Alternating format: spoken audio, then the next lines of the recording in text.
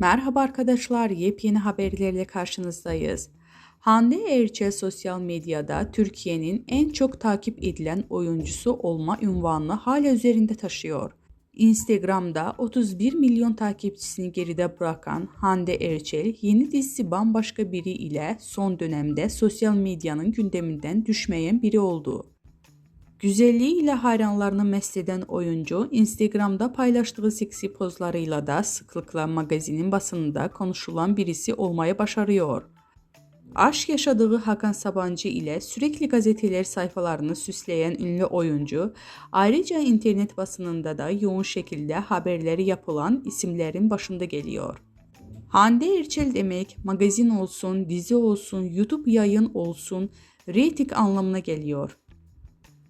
Erçel ile ilgili yapılan her haber hayranlarına çok yoğun bir şekilde ilgi gösteriyor.